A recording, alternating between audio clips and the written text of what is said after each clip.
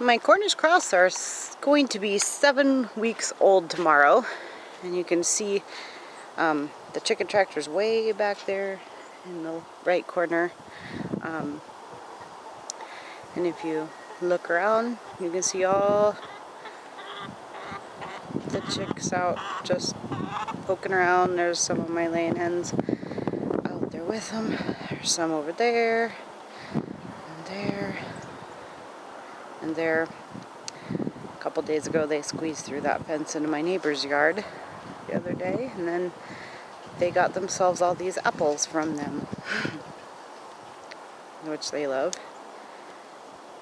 And I don't think there's any in the tractor right now. They're just all around doing their poking around. Ooh.